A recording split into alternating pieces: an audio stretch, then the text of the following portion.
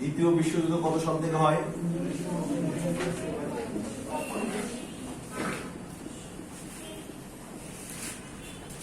দেখেন, প্রথম বিশ্বযুদ্ধ এবং দ্বিতীয় বিশ্বযুদ্ধের সময়কাল হচ্ছে, প্রথম হচ্ছে 1914 থেকে 1918 এবং হচ্ছে দ্বিতীয় বিশ্ব সময়কাল কত? 1939 থেকে 1945।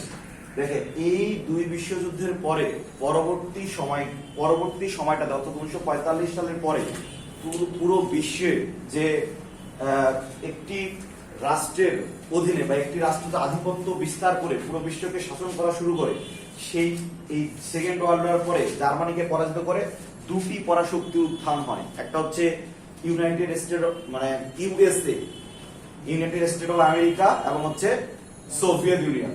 নাম কি? Soviet union. কথা আমার এইটুকু কথা বুঝতে পারছেন? তার মানে দ্বিতীয় সেকেন্ড ওয়ার্ল্ড ওয়ারের পরে যে দুটি পরাশক্তির উদ্ভব ঘটে, সেই দুটি কি নাম কি? ইউএসএ এবং সোভিয়েত। এখন দেখেন, পুরো ওয়ার্ল্ডকে শাসন করার জন্য এই দুইটা যে কান্ট্রি, যে ইউএসএ এবং সোভিয়েত ইউনিয়নের উদ্ভব ঘটে।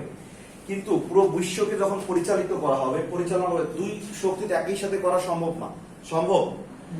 এই দুইজনের দুটি মতবাদ আছে, দুইটি আদর্শ আছে। সেটা হচ্ছে ইউএসএ হচ্ছে সমাজতন্ত্র, সরি রাশিয়া হচ্ছে বা সোভিয়েত ইউনিয়ন হচ্ছে সমাজতন্ত্র, এবং ইউএসএ হচ্ছে পুঁজিবাদ। দেখেন, এই দুই শক্তির বা আদর্শকে প্রতিষ্ঠিত করার লক্ষ্যেই তারা বিভিন্ন রাষ্ট্রে আধিপত্য বিস্তার করে এবং তাদের মতাদর্শ, তাদের আদর্শটাকে প্রতিষ্ঠা করতে চায়। একটু বুঝতে পারছেন? এখন দেখেন, এখন একটা দেশে বা একটি রাষ্ট্রে কখনো তো দুটি মতবাদ এস্টাবলিশ করা সম্ভব না। এটা কখনো সম্ভব? আচ্ছা, সম্ভব না। তার মানে একই রাষ্ট্রে যদি সম্ভব না, তখন কি হয়? একটা দ্বন্দ্বের মুখোমুখি হয় না, যে আপনারা পুঁজিবাদকে গ্রহণ করবেন না হচ্ছে সমাজতন্ত্রকে গ্রহণ করবেন। দেখেন, এইরকম এটা তো আসলে সরাসরি কোনো যুদ্ধে যাওয়া কি, এই যে এই ব্যাপারগুলো নিয়ে বা এই আদর্শ নিয়ে এটা হয়, কিন্তু এটা কি কোনো মানে যুদ্ধ, এটা কি কোনো সরাসরি যুদ্ধে অবতীর্ণ হইতে হয় না। এটা হচ্ছে একটা মনস্তাত্ত্বিক ব্যাপার। এটা কি? মনস্তাত্ত্বিক ব্যাপার। তো দেখেন, এটাকে আমরা বলতেছি কোল্ড ওয়ার বা স্নায়ুযুদ্ধ। এটাকে আমরা কি বলতেছি? কোল্ড ওয়ার বা স্নায়ুযুদ্ধ। আমরা আজকে আলোচনা করব কোল্ড ওয়ার বা স্নায়ুযুদ্ধ।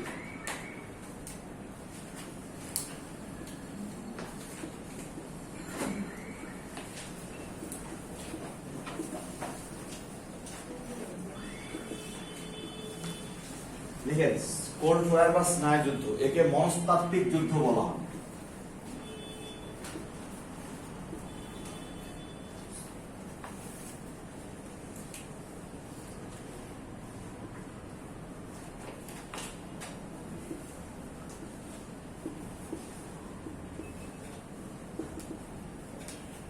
মনস্তাত্ত্বিক যুদ্ধ বলা হয়। এরপর লিখেন, একে যদি আমরা বলতে চাই তাহলে বলতে হবে সরাসরি কোনো যুদ্ধে অবতীর্ণ না হয়ে, সরাসরি কোনো যুদ্ধে অবতীর্ণ না হয়ে, শুনেন, সরাসরি যুদ্ধে অবতীর্ণ না হয়ে কথা বুঝতে পারছেন? মানে এটাতে কোনো তো আপনার মানে আমাদের যে ওয়েপন্স গুলো, এগুলো নিয়ে তো যুদ্ধ করতে হবে। এটা একটা আদর্শকে এস্টাবলিশ করা নেই, মেন্টাল গেম। ক্লিয়ার? বুঝতে পারছেন? একটা আদর্শ অর্থাৎ ইউনাইটেড স্টেটস এর যে পুঁজিবাদ এবং রাশিয়া এবং সোভিয়েত ইউনিয়নের যে সমাজতন্ত্র, এই দুইটা মতবাদকে এস্টাবলিশ করার ক্ষেত্রে প্রতিষ্ঠা করা নেই যে যুদ্ধ, যেমন হচ্ছে এটা আমরা সমান্তরাল ভাবে যে সরাসরি কোনো যুদ্ধে অবতীর্ণ না হয়ে অর্থনৈতিক, সামরিক,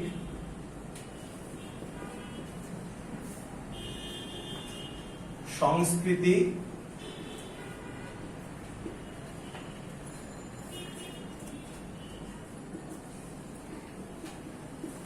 ইত্যাদি বিষয়ে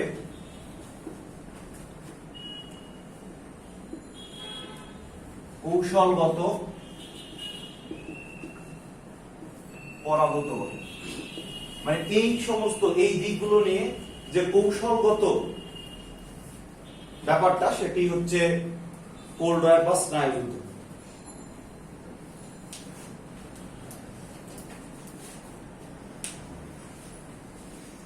কোল্ড ওয়ার বা স্নায়ুযুদ্ধ।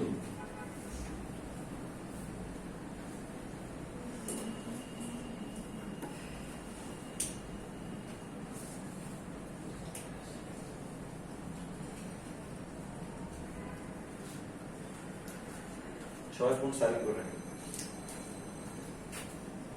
দেখেন এই যে কোল্ড ওয়ার শব্দটি কোথা থেকে আসে বুঝতে পারছেন? এই কোল্ড ওয়ার শব্দ এটা এখন জানেন। দেখেন 1947 সালে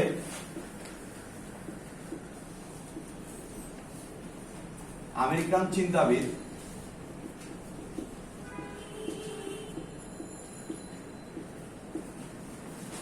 বার্নার্ড বারুচ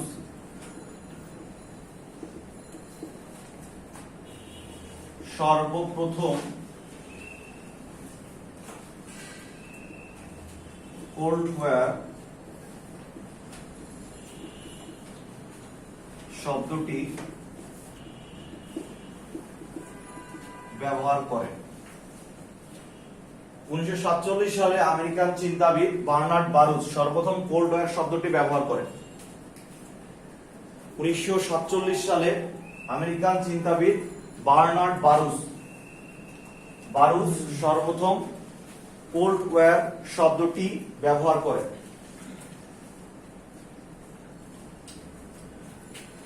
একটু লেখা যায় সবার? দেখেন এখানে কিন্তু একটা কথা আছে, সেটা দেখেন, এটা প্রথম শব্দটি ব্যবহার করেন কে? বার্নার্ড বারুচ। তাহলে কোল্ড ওয়ার শব্দটি প্রথম ব্যবহার করেন কে? এরপর দেখেন কিন্তু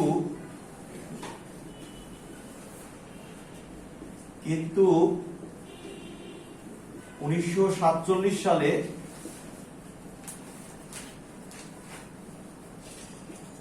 প্রথম সংবাদপত্রে দা কোল্ড ওয়ার শব্দটি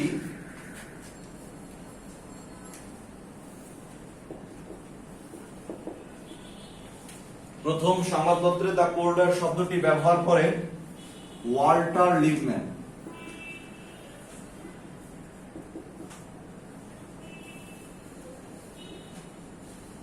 ওয়াল্টার লিপম্যান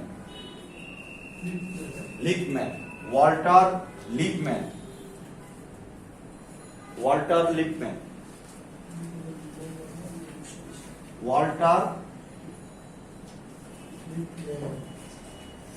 লিপম্যান দেখেন এখানে একটা ব্যাপার, সেটা হচ্ছে একটু এখানে দেখেন, যদি প্রশ্ন হয় যে কোল্ড ওয়ার শব্দটি প্রথম ব্যবহার করে কি? Bernard Baruch. এরপর হচ্ছে প্রথম সংবাদপত্রে, কোথায়? সংবাদপত্রে ব্যবহার করেন কে? Walter Lippmann. এখন প্রশ্ন আসলো, দেখেন প্রথম শব্দটি প্রথম ব্যবহার করেন, ঠিক আছে, কিন্তু অপশনে আসলো হচ্ছে বার্নার্ড বারুচ, এরপর হচ্ছে লিপম্যান, এরপর হচ্ছে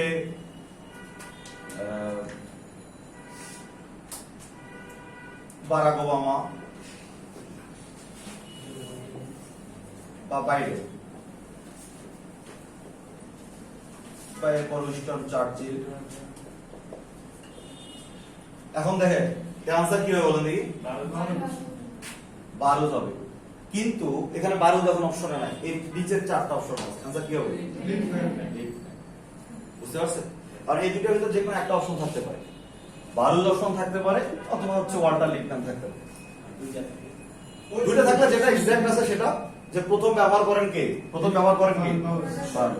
কিন্তু সংবাদপত্রে প্রথম ব্যবহার করেন কি? ব্যবহার করেন ওয়াল্টার। এই পর্যন্ত সবাই বুঝতে পারছেন? ক্লিয়ার? বুঝা গেছে?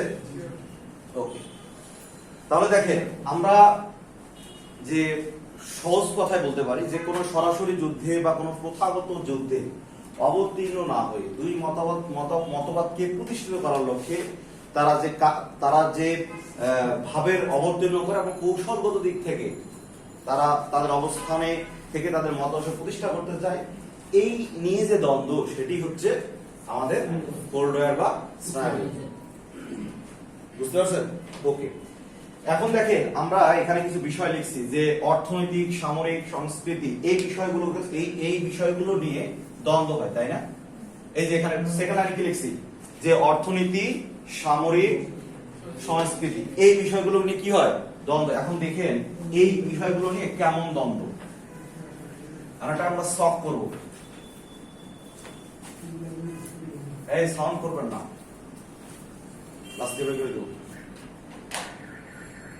দেখেন এখানে আমরা একটা সহজভাবে সলভ করব। দেখেন স্নায়ুযুদ্ধ,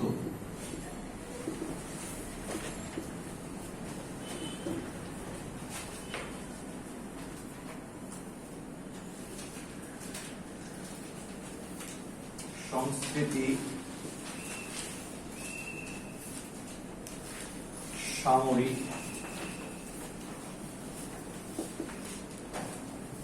সংস্কৃতি, সামরিক, অর্থনীতি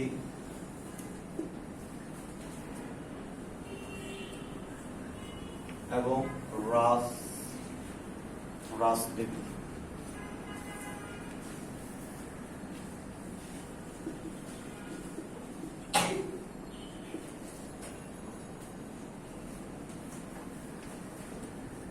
সংস্কৃতি, সামরিক, অর্থনীতি এবং হচ্ছে রাজনীতি। খাতা লিখতেছেন? নিচে রাখেন, এই ব্যাগগুলো নিচে রাখেন। এই আপনি যে ওখানে বসছেন ভালোভাবে দেখতে পাচ্ছেন? আপনি এদিকে আসেন, ও তো দেখতে পাচ্ছেন। আপনি ক্লাস না করতে পারলে আমার কোনো সমস্যা আছে? লেখা হচ্ছে এতটুকু। সংস্কৃতি হচ্ছে পাশ্চাত্য সংস্কৃতি,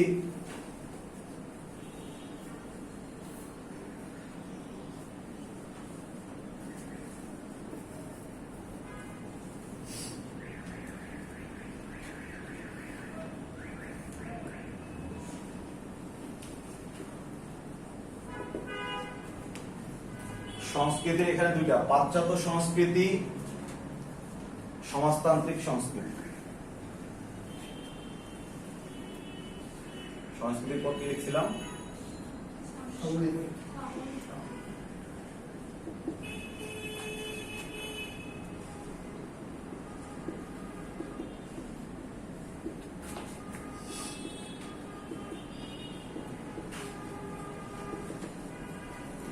দেখেন সামরিকের দুইটা কেন লিখতেছি বলেন দেখি, দুইটা কেন?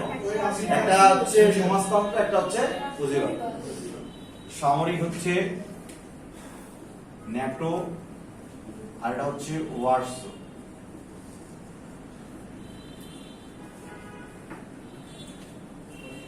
সামরিকের দুইটা অংশ, একটা হচ্ছে NATO.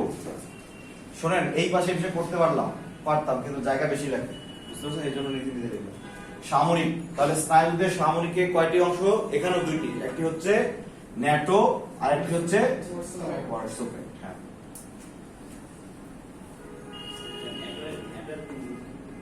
Not আলনামি treaty of Paris একটু পরে পড়াবো, বিস্তারিত আলোচনা হবে।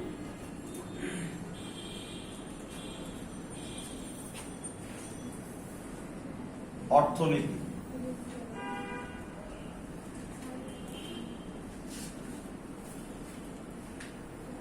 লেখা হচ্ছে অর্থনীতি হচ্ছে মুক্ত অর্থনীতি,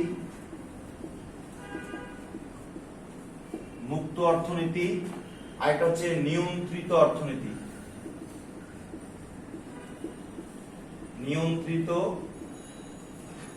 এই আপনাদের 8 নম্বর লেকচারে মনে হয় পড়ানো হয়েছে। বলেন দেখি মিশ্র অর্থনীতি কাকে বলে? পুঁজিবাদ এবং সমাজতন্ত্রের এটা মিশ্র অর্থনীতি কাকে বলে?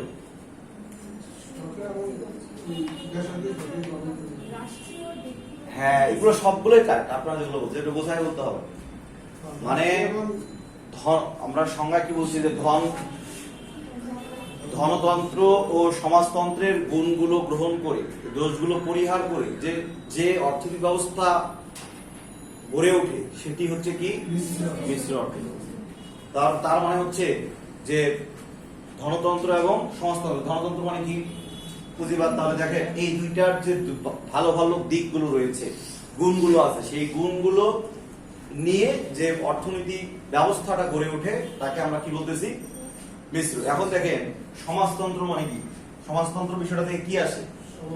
রাষ্ট্র সবকিছু। রাষ্ট্র মানে কি? রাষ্ট্র যা সরকার তা। রাষ্ট্র যা সরকার তা। আর হচ্ছে পুঁজিবাদ মানে কি? পুঁজিবাদ মানে কি? জনগণ। আচ্ছা, জনগণ মানে কি? এটা জনগণ হচ্ছে বেসরকারি। জনগণ মানে কি? বেসরকারি। বুঝতে পারছেন? তার মানে রাষ্ট্র অপশন থাকতে পারে রাষ্ট্র বেসরকারি, সমস্যা কি? বা রাষ্ট্র জনগণের, বা সরকারি বেসরকারি, দুইটাই একই। আপনাদের এরকম একটা পরীক্ষা ছিল মানে 11 নম্বর 10 নম্বর লেকচার, যে মিশ্র অর্থনীতি। ক নাম্বার অপশন এটা, খ নাম্বার অপশন এটা, গণ দিয়ে বলছে ক প্লাস খ উভয়। অ্যান্সার কি হবে? ক প্লাস খ উভয়। বুঝছেন না? এই জিনিসটা কিন্তু এই একটাই কোশ্চেন এখান থেকে আসে। ঢাকা ইউনিভার্সিটি আসবে না, কিন্তু বিভিন্ন ইউনিভার্সিটি গুলোতে আসবে। কথা বুঝতে পারছেন?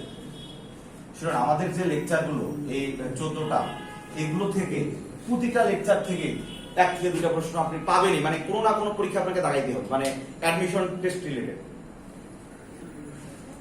দাগাইতেই হবে আপনাকে। আমাদের লেকচার গুলো এভাবে করা। আপনি 1 নাম্বার লেকচারে হচ্ছে কি, ঢাকা বিশ্ববিদ্যালয় এবং উপজাতি জনসংখ্যা। ঢাকা ইউনিভার্সিটিকে মানে মাস্ট একটা তো আসবেই, ভালো ভালো থাকলে 2টা আসবে, মানে 2টা আসার সম্ভাবনা। একটা হচ্ছে ঢাকা ইউনিভার্সিটিতে একটা প্রশ্ন আসেই যে ঢাকা বিশ্ববিদ্যালয়ের সাথে কে জড়িত, নওয়াব আব্দুল লতিফ, স্যার সলিমুল্লাহ, বা মানে এই কন্টেন্ট গুলো পড়াইছি, বা হচ্ছে উপজাতি থেকে একটা। বলেন তো পার্বত্য শান্তি চুক্তি কবে হয়? 2 কে কে করেন? হ্যাঁ, শেখ হাসিনা করে না, সেটা হচ্ছে সে সময় ওনার যে হচ্ছে ও মন্ত্রী ছিল তিনি করেন। ওকে, তার আমলেই করা হয়। আচ্ছা, এই যে এই টপিক গুলো। এবার 2 নাম্বার লেকচার, 2 নাম্বার লেকচার আছে জাতিসংঘ। 2 নাম্বার লেকচারে কি বলে তো, সেকেন্ড ভার্সাই চুক্তি কবে হয়? কারণ তাকে বলছি সে বলবে যে দ্বিতীয় ভার্সাই চুক্তি কবে হয়?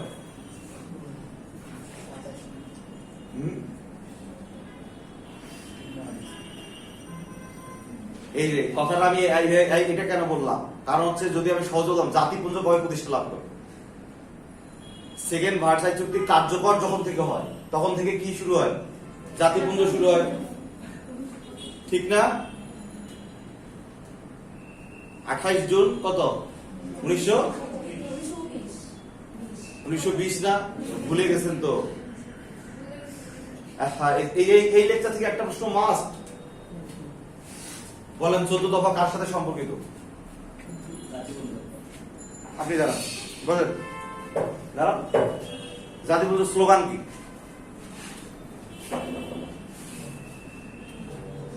জাতিপুঞ্জের উদ্দেশ্য কি? বলেন। জাতিপুঞ্জের অঙ্গ সংগঠন কয়টি?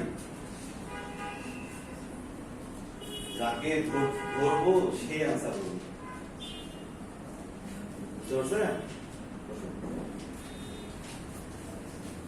প্রতিটা লেকচার 3 নাম্বার তো মহা ইম্পর্টেন্ট। 1947 থেকে একেবারে 1971 সাল পর্যন্ত। এটা এই লেকচারটা আপনার শুধু আজকে না, যতদিন পর্যন্ত আপনি পড়াশোনার সাথে সম্পৃক্ত থাকবে ততদিন এই লেকচারটা আপনার দরকার আছে। 4 নাম্বার হচ্ছে এশিয়া মহাদেশ। 5 ইম্পর্টেন্ট। 5 হচ্ছে বাংলাদেশের যে খুঁটিনাটি বিষয়, নদ নদী, এরপরে হচ্ছে পাহাড় পর্বত, এরপর হচ্ছে বাংলাদেশের ম্যাপে ভিতরে যত আলোচনা, ঠিক আছে? বলে তো বিষুবরেখা কার নাম? হ্যাঁ, বলেন নিরক্ষরেখার মান কত ডিগ্রি? 23.5 আমাদের ক্লাস কে নিয়েছে? কিছু শেখায় নাই? আমি ধরতেছি ওকে, ওর কি তুমি দায় নিছো? মানে ওর কি ওর ইয়া কি আপনি নিয়েছে? এগুলো তো একটা ম্যানার, এগুলো তো আমি জিজ্ঞাসা করতেছি ওনাকে, আপনাকে তো। ওকে, আমরা পড়াশি। আমি এই কারণে কথাগুলো বললাম, লেকচার গুলো আপনাকে মনে রাখতে হবে, মানে আপনাকে যেহেতু অপশন দাগাইতে হবে, আপনাকে কিন্তু লেকচার গুলো রিমাইন্ড করতে হবে প্রতিবার, মানে আমি কি পড়তেছি আসলে। আপনি বাসায় পড়বেন, পড়ার পরে চিন্তা করবেন যে আমি আসলে আজকে যে পড়লাম আমি আসলে কি পড়লাম, আমার ফিডব্যাকটা কি দিচ্ছে। এরপরে যখন মনে থাকবে আবার একটা রিভিশন দেন। কারণ এটা তো এমন না যে পরীক্ষার আগে আপনি রিভিশন দিতে পারতেছেন। বাংলা পড়ার আগে বাংলা রিভিশন দিয়ে পরীক্ষা দাঁড়াবেন, ইংরেজি পড়ার আগে ইংরেজি পড়বেন, তারপরে এমনটা কি হবে? আর পরীক্ষারও তো বেশি দিন নাই। ওকে, দেখেন আমরা সংস্কৃতি পড়ছি পাশ্চাত্য সংস্কৃতি, সমাজতান্ত্রিক সংস্কৃতি, সামরিক হচ্ছে ন্যাটো, ওয়ার্সো প্যাক্ট, অর্থনীতি হচ্ছে মুক্ত অর্থনীতি, নিয়ন্ত্রিত অর্থনীতি, এবং রাজনীতিতে যেটা হবে সেটা হচ্ছে সবাই জানেন এটা সমাজতন্ত্র এবং পুঁজিবাদ।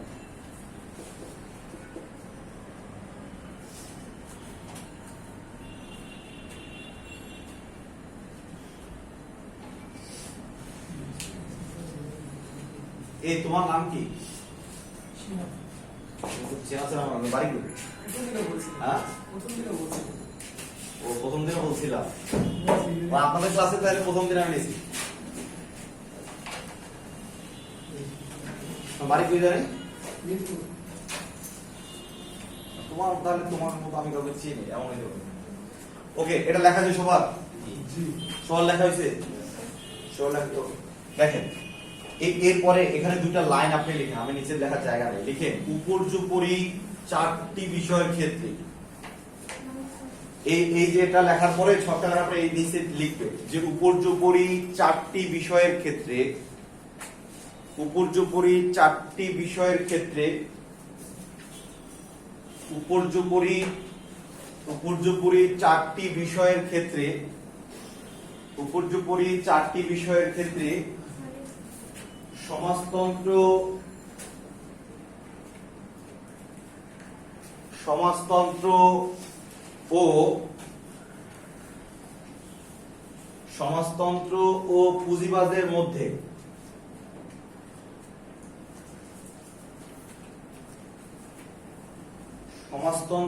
ও পুঁজিবাদের মধ্যে যে দ্বন্দ্ব বিদ্যমান, উপর্যুপরি চারটি বিষয়ের ক্ষেত্রে সমাজতন্ত্র ও পুঁজিবাদের মধ্যে যে দ্বন্দ্ব বিরাজমান তাকেই কোল্ড ওয়ার বা স্নায়ুযুদ্ধ বলে।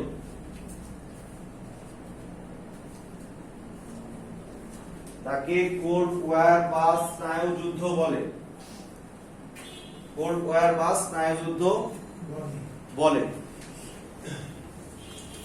এই পর্যন্ত আপনারা সবাই বুঝতে পারছেন? সবাই বোঝা গেছে? ওকে, তাহলে আমি এটা ইয়ে করে দিলাম। দেখেন এই অংশটুকু আমরা মূলত হচ্ছে প্রথম অংশটুকু পড়লাম, যে অংশটুকু দিয়ে মোটামুটি ভাবে আমরা এটাকে ডিফাইন করলাম যে এটা আসলে কি।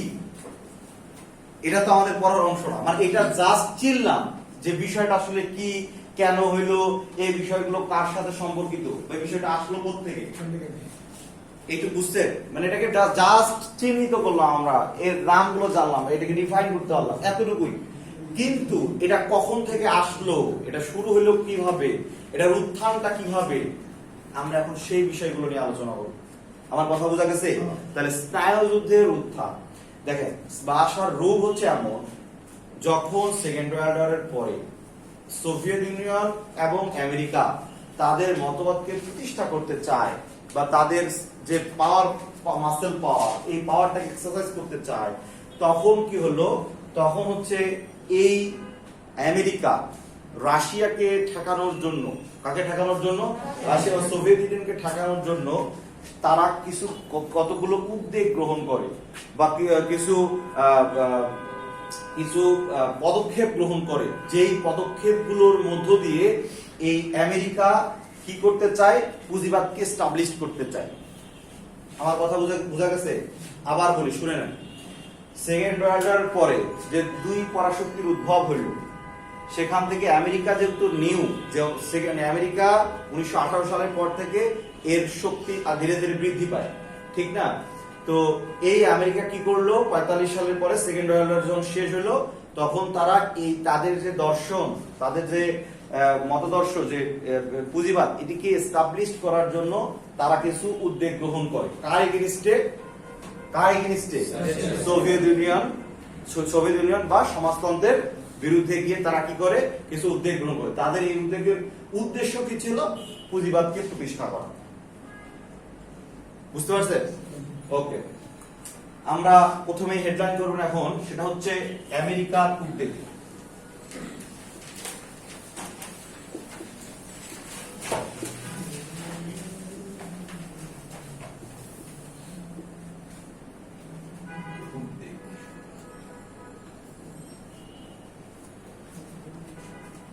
নম্বরে হবে হচ্ছে ট্রুম্যান ডক্ট্রিন।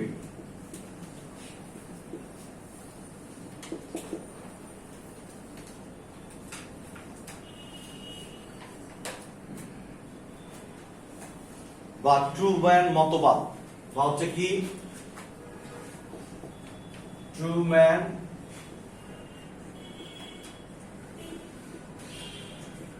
মতবাদ।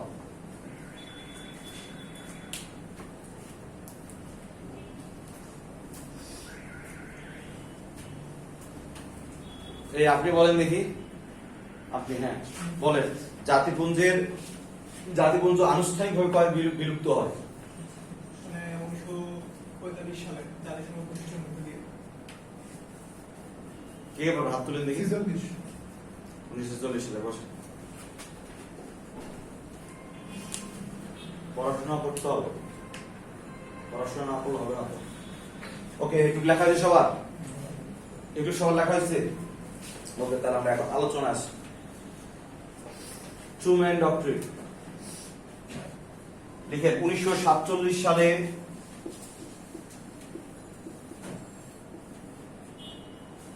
সাবেক ব্রিটিশ প্রধানমন্ত্রী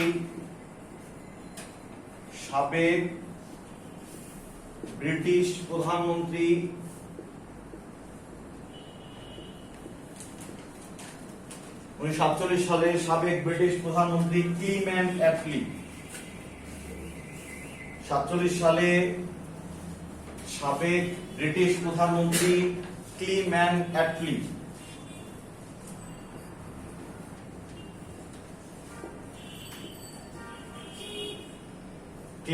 অ্যাটলি সমাজতন্ত্রকে প্রতিহত করতে না পেরে সমাজতন্ত্রকে প্রতিহত করতে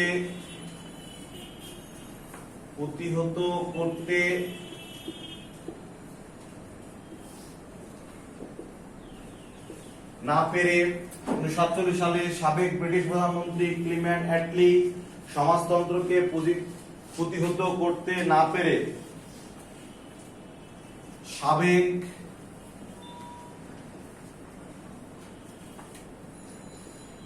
আমেরিকান প্রেসিডেন্ট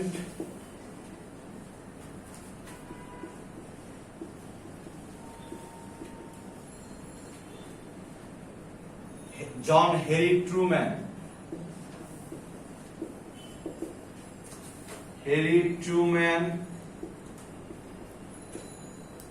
এর নিকট একটি চিঠি লিখেন।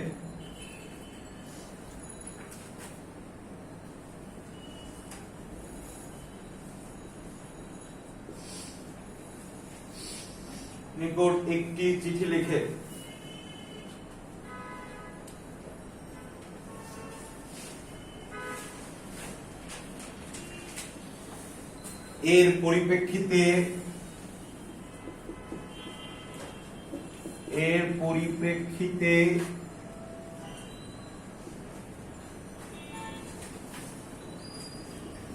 জন হেরি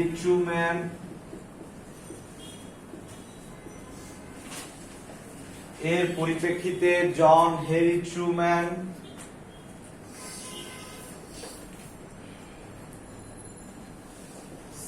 সিনেট কে বলেন তো, আমেরিকা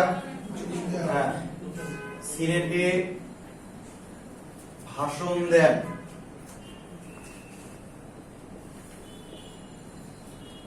এর পরিপ্রেক্ষিতে জন হেরি ট্রুম্যান সিনেটে ভাষণ দেন। তার মানে দেখেন বিষয়টা আমি একটু বলি যে 1947 সালে দিকে ব্রিটিশ প্রধানমন্ত্রী ক্লিমেন্ট অ্যাটলি দেখলো যে ইউরোপের মধ্যে যেভাবে পুঁজিবাদ বিস্তৃতি লাভ করতেছে এটাকে তার পক্ষে ঠেকানো সম্ভব না। এর পরিপ্রেক্ষিতে সে চিন্তা করলো তাহলে এই বিষয়টা আমাকে আমেরিকায় কি দরকার, জানানো দরকার। তখন সে তাকে এই বিষয়টি অবহিত করেছে। অবহিত করার মধ্য দিয়ে তিনি বলছেন যে এই উদ্বেগের কথা যে যেভাবে পুঁজিবাদ বিস্তৃতি লাভ করতেছে সেখানে যেভাবে সমাজতন্ত্র সেখানে বিস্তৃতি লাভ করতেছে, এখানে পুঁজিবাদকে টিকে থাকা খুব কঠিন হয়ে পড়বে। ঠিক তারই পরিপ্রেক্ষিতে জন হেনরি ট্রুম্যান সিনেটে এই বিষয়ে আলোচনা করেন এবং পরবর্তী সময়ে এই আমেরিকার জন হেনরি ট্রুম্যান সেই সময়ের তৎকালীন যে প্রেসিডেন্ট ছিলেন তিনি এই চিঠির আলোকে সে সময় গ্রিস এবং তুরস্ককে প্রায় 40 কোটি মার্কিন ডলার অনুদান দেন। বুঝতে পারছেন? 40 কোটি মার্কিন ডলার অনুদান, এটা লিখে ফেলেন, লিখেন জন হেনরি ট্রুম্যান এর পরিপ্রেক্ষিতে এর জন্য জন হেনরি ট্রুম্যান তুরস্ক এবং গ্রিস এবং তুরস্ককে 40 কোটি মার্কিন ডলার অনুদান দেন।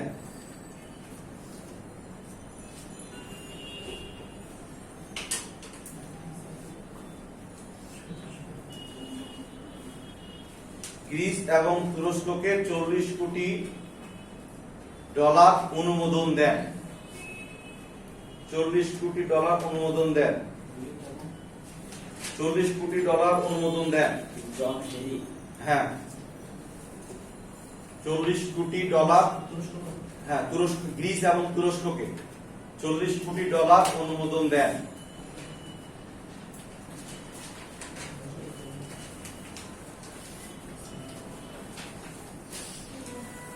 অনুমোদন দেন।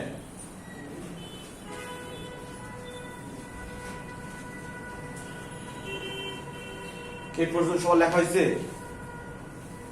লেখা হয়েছে সবার?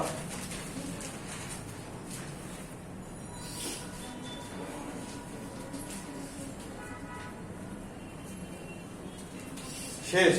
আচ্ছা, এটা হচ্ছে প্রথম উদ্বেগ আমেরিকার। এটা কার উদ্বেগ? আমেরিকার প্রথম। এরপর হচ্ছে দ্বিতীয় উদ্বেগ। মানে আমার কি কথাগুলো আপনারা বুঝতে পারতেছেন?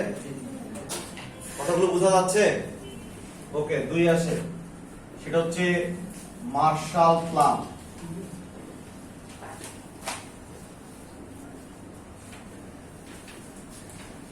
Martial plan,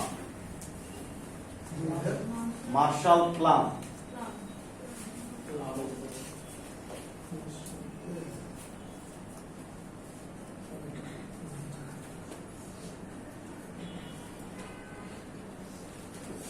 plan plan plan মানে হচ্ছে না?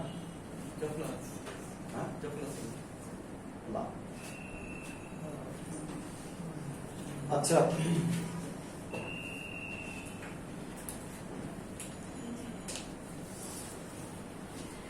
লিখেন, এবার আমি বলি আপনি লিখেন। 1947 সালে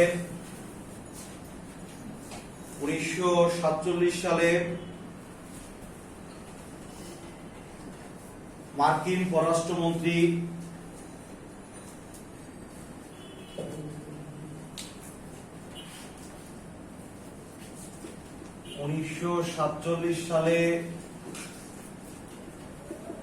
মার্কিন পররাষ্ট্রমন্ত্রী জর্জ মার্শাল 1947 সালে মার্কিন পররাষ্ট্রমন্ত্রী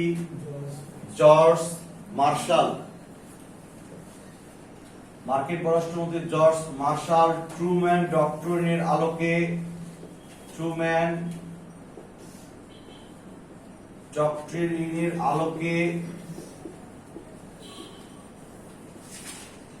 আলোকে পুঁজিবাদ প্রতিষ্ঠার লক্ষ্যে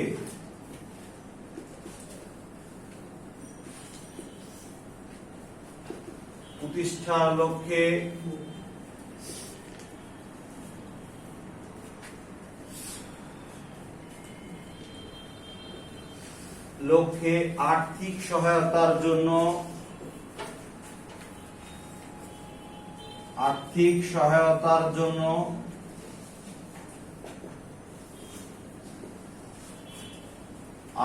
সহায়তার জন্য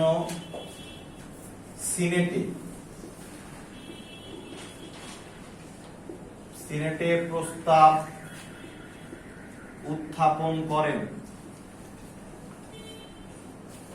সিনেটে প্রস্তাব উত্থাপন সিনেটে প্রস্তাব উত্থাপন করেন।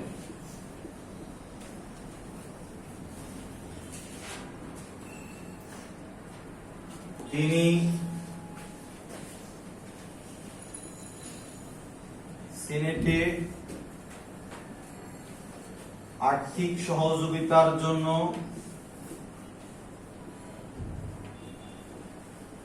বা সহায়তা আর্থিক সহযোগিতার জন্য 17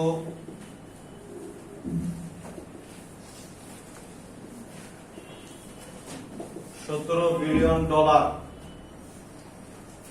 দেয়ার প্রস্তাব দেন।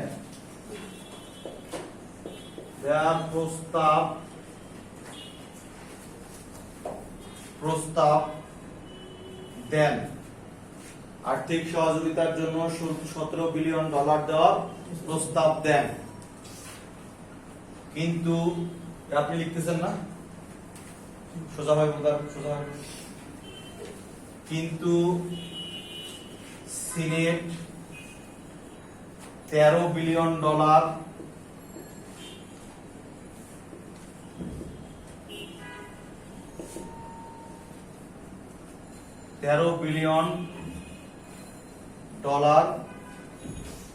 সহযোগিতা করেন। ডলার দিয়ে সহযোগিতা করেন।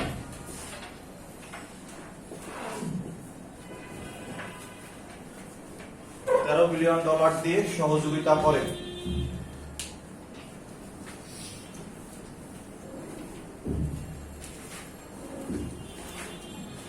এরপরে লিখবেন এ সহযোগিতা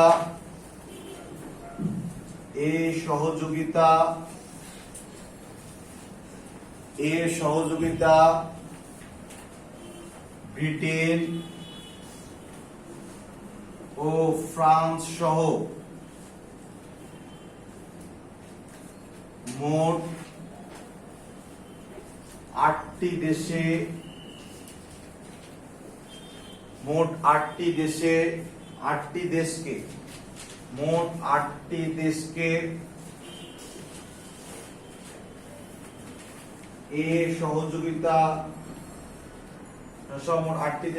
এ সহযোগিতা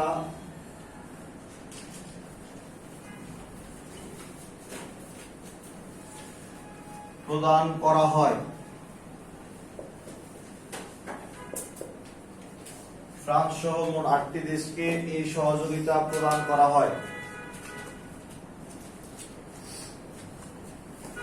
তার মানে তিনি সিনেটে হচ্ছে কত 17 বিলিয়ন ডলার চেয়েছে, তাদেরকে দেওয়া হয়েছে কত 13 বিলিয়ন। বুঝতে পারছে? এবং তার পরিপ্রেক্ষিতে এই মার্শাল হচ্ছে উত্থাপন করেন। পরবর্তী সিনেট সদস্যরা তাদেরকে 13 বিলিয়ন ডলার কথা মেনে নেয় এবং এইটা দিয়ে পরবর্তীতে তো এই মানে এই ব্রিটেন এবং ফ্রান্স সহ মোট 8টি দেশকে এই আর্থিক অনুদানটা দেওয়া হয়। এটি দেওয়ার কারণটা কি মূলত বলেন তো? এটি দেওয়ার মূলত কারণটা কি? পুঁজিবাদী সমাজ ব্যবস্থা প্রতিষ্ঠা লাভ আর কিছু। আর এই প্ল্যানটার নাম মার্শাল প্ল্যান হওয়ার কারণ কি? কারণ এনার নাম কি? George Marshall. নাম কি? এই এনার আলোকেই এই মার্শাল প্ল্যানের এই মানে প্রসেসটার নামকরণ করা হয়েছে জর্জ মার্শালের নাম অনুসারে। তার নাম মার্শাল প্ল্যান। ঠিক আছে? সাবেক বা তৎকালীন।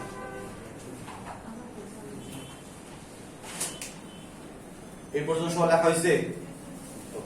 আপনারা ক্লাসে যে এত লেট করে আসেন, আপনাদের কিছু বলে না? জ্যামে বের হবেন 7টায়, 6টা বের হবে। কত মিরপুর কত 12 থেকে আসলে এত সময় লাগবে? সকালে জ্যাম কম না?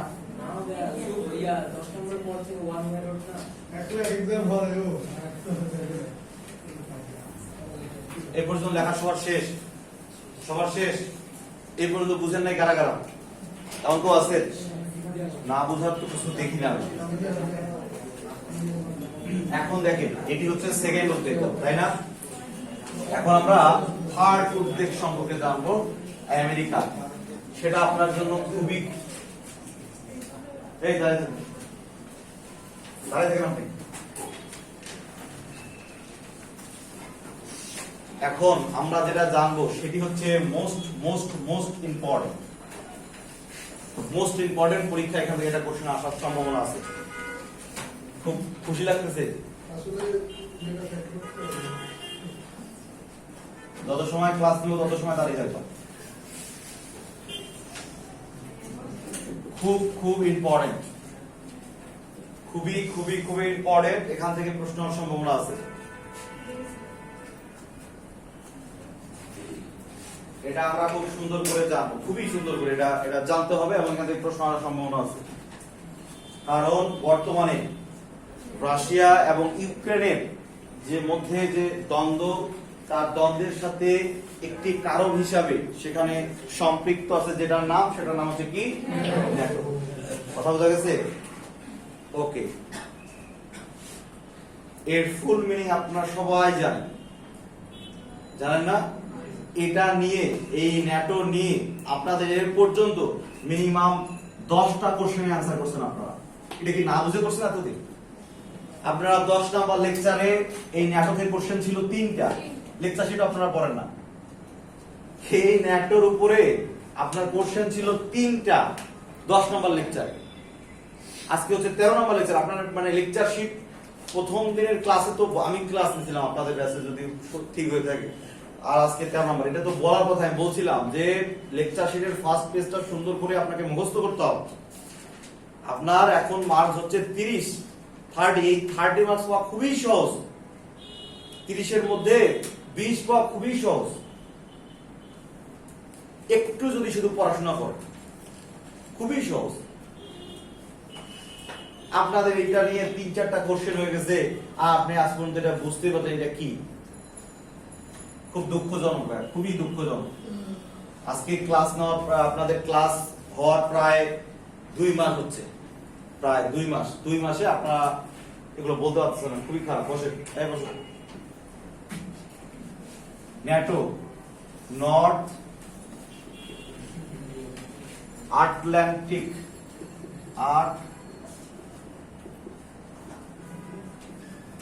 Treaty organization.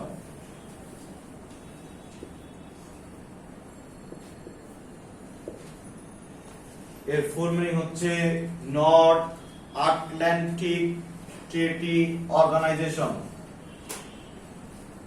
North Atlantic treaty organization.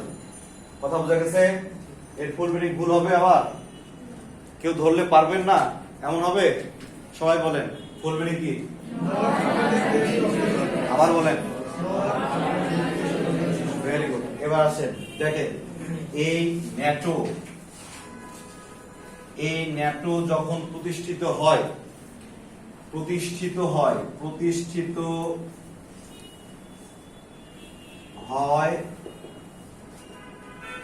4 April 1949। 4 April 1949 প্রতিষ্ঠিত হয়। 4 এপ্রিল 1949। তাহলে আমি যখন এখন সহজ কথায় বলি, প্রতিষ্ঠা করেন কে? যে বলতে পারবে না প্রতিষ্ঠা করেন কোন দেশ? তাহলে এতক্ষণ ক্লাস নেওয়ার বৃথা। বুঝতে পারছেন? এটা প্রতিষ্ঠা করার উদ্যোগটা কে নেয়? এই নামটা এখানে লেখা আছে, ক্লিয়ার? এই ন্যাটোকে বলা হয় পৃথিবীর বৃহত্তম সামরিক গোষ্ঠী। পৃথিবীর সবচেয়ে বৃহত্তম লিখেন, পৃথিবীর সবচেয়ে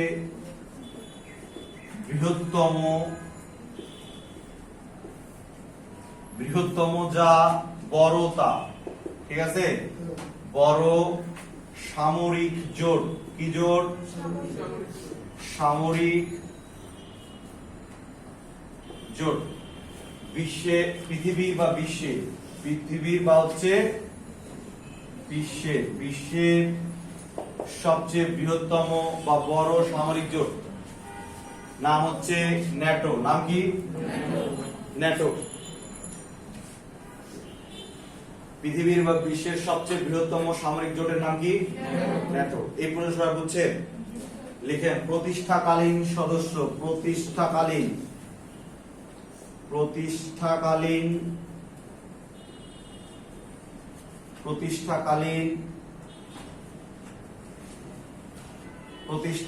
সদস্য 12টি দেশ। প্রতিষ্ঠাকালীন সদস্য 12টি দেশ। প্রতিষ্ঠাকালীন সদস্য 12টি দেশ। প্রতিষ্ঠাকালীন সদস্য। বর্তমান সদস্য, very very important question, very very important question. বর্তমান সদস্য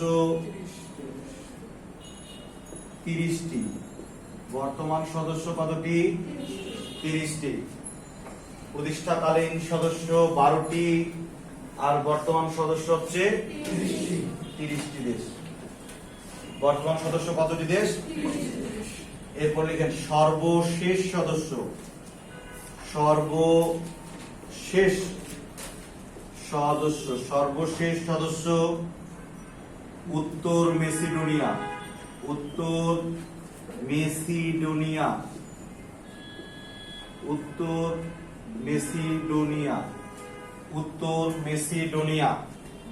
সর্বশেষ সদস্য। আচ্ছা বলেন তো, সর্বশেষ সদস্য এর মানে কি? কততম? সর্বশেষ মানে 1 2 3 4 করে 30। তার মানে যদি প্রশ্ন হয় উত্তর মেসিডোনিয়া ন্যাটোর কততম সদস্য? 31তম। কে বলছে? ভুলেও সদস্য 30টা, 31তম হবে কিভাবে? 30টা ক্রস করার কোনো উপায় নাই। উপায় আছে? উপায় নাই। তাহলে এখন যদি তোমার কাছে আসে 500 টাকা, এখন আমি জিজ্ঞাসা করি আপনার কাছে সর্বোচ্চ কত টাকা থাকতে পারে, তো বলতে পারবেন 1000? না, আপনার কাছে আছেই 500 টাকা। দেখেন সর্বশেষ সদস্য হচ্ছে উত্তর মেসিডোনিয়া 30তম। লিখেন 29তম সদস্য হলো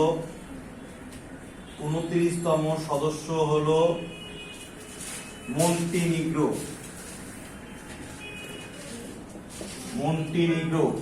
29তম সদস্য হলো মন্টিনিগ্রো। 29তম সদস্য হলো মন্টিনিগ্রো। এটা লেখা হয়েছে। এটা কেন লেখালাম বলেন দেখি? আপনারা যদি 1-1.5 বছর আগের অনেক সময় আছে না যে প্রশ্ন খুঁজতেছেন, দেখবেন সর্বশেষ ন্যাটোর সর্বশেষ সদস্যের নাম কি লেখা আছে? মন্টিনিগ্রো। আর ওই সময় তো ভাই সদস্য ছিল 29টা, এখন সদস্য কয়টি? কারণ আপনি তো বলেন এই ওখানে মন্টিনিগ্রো, এখন আমরা পড়ছি উত্তর মেসিডোনিয়া। কেন? এই জন্য লিখে দিলাম যে মন্টিনিগ্রো কততম সদস্য? 30তম। নাম কি? তাহলে প্রশ্ন হবে সর্বশেষ সদস্য, আনসার কি?